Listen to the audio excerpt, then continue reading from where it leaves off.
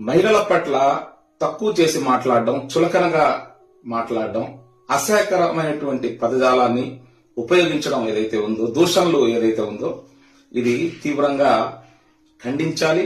అలాంటి భావజాలాన్ని, విషపూరితమైనటువంటి విషయాల్ని మనమంతా కూడా తిరస్కరించాలి.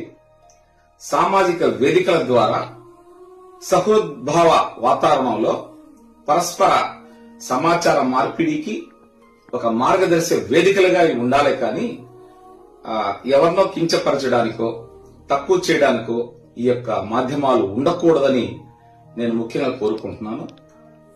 ఇలాంటి మహిళల పట్ల అసభ్యంగా మాట్లాడడం, కించపరచడం లాంటి భావజాలాన్ని మనమందరం కలిసి కట్టుగా నిరోధించాలి, నిషేధించాలి. ఆ రకంగా అందరం కలిసి గళమెత్తి చాటాలి. భావ ప్రకటన స్వేచ్ఛ అనేది ఒక మంచి మార్గదర్శనంగా ఉండాలి, కానీ ఎవరిని బాధ పెట్టేదిగా ఉండకూడదని మరొకసారి తెలియజేస్తూ, సామాజిక మాధ్యమాల్లో మంచిని పెంచుదాం, మంచిని పంచుదాం, గౌరవంగా ఉందాం, హుందాగా ఉందాం. దాని గౌరవాన్ని మనందరం కలిసికట్టుగా కాపాడుకుందాం. జై హింద్.